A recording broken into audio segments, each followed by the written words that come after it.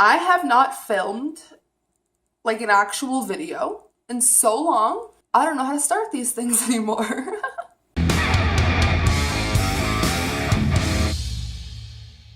What's up, fam? Welcome back to my channel. Today I'm going to be going back to a thyroid video. I was really keeping up on these for a while, but then I started Beauty Week and then I got lazy. So I will leave my whole entire thyroid archive playlist linked down below if you guys want to check that out and catch up.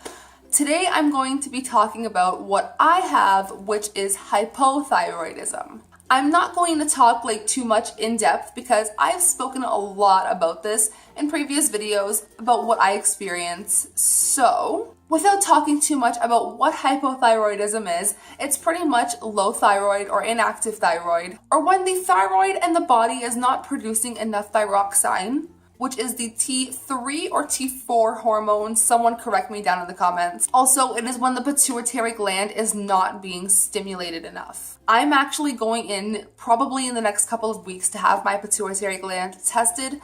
It runs in the family. My mom has a problem with her pituitary gland, and being that I have hypothyroidism as it is, it's really important that I get that checked out. So why is it important? The thyroid is responsible for regulating the body's temperature, metabolism, and that is all done by the T3 and T4 hormone, and this is all determined by blood tests. Hypothyroidism also has a variety of symptoms such as fatigue, cold intolerance. Seriously, I turn my air conditioner on, I have to turn it off within 5 minutes. I freeze. Winter is hell.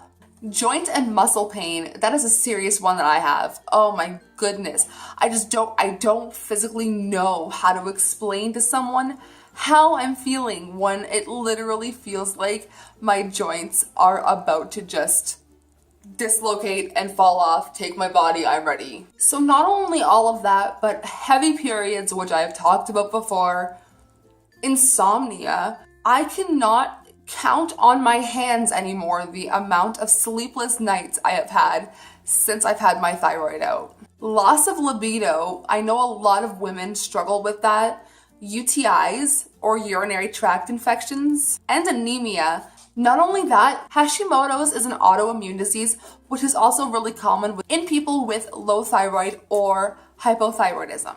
And really quickly in kids, if not treated properly or caught soon enough or left untreated, never let anything go untreated, please, I beg you. The child could experience poor growth, late puberty, and a couple of other symptoms, but I will leave all of my sources linked down below so that you guys can check that out for yourselves. So the normal treatment for hypothyroidism, I always forget the word, I want to say hyperthyroidism because that was the last video that I filmed about this topic. But anyways, the treatment for hypothyroidism is Synthroid. These are my Synthroid. This is what I take to treat my hypothyroidism.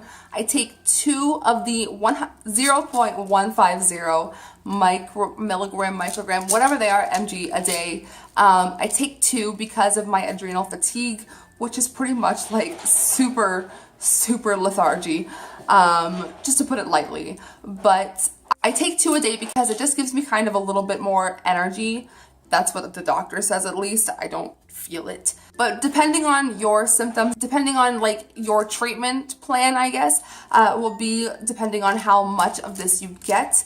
There are all different colors for all of the different doses. I don't know if I said it already, but mine are blue. So really quickly, I just want to talk about thyroiditis, I think that's how you pronounce it. I don't know if I've mentioned this in a video before. So thyroiditis is when the thyroid gland starts leaking thyroid hormone into the bloodstream.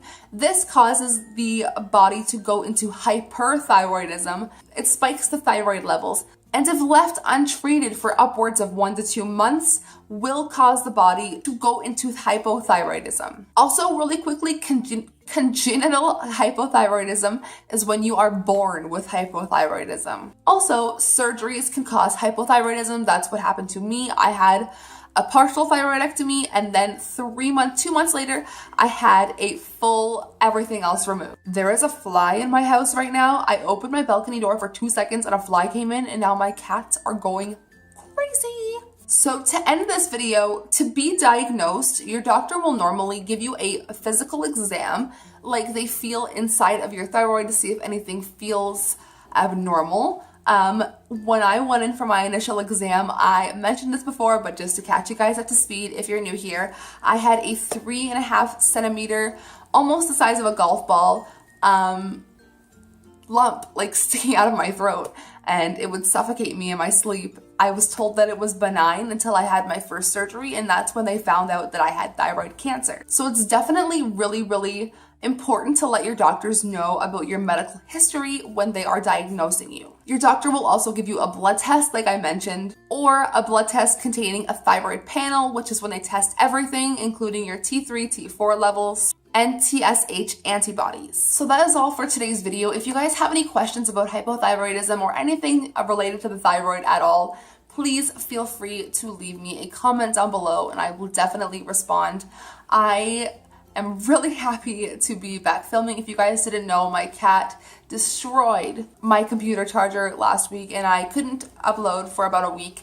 I truthfully didn't know what to do with myself. I just enjoy doing YouTube so much that it's become my biggest hobby and I'm really happy to be back. I'm back. No.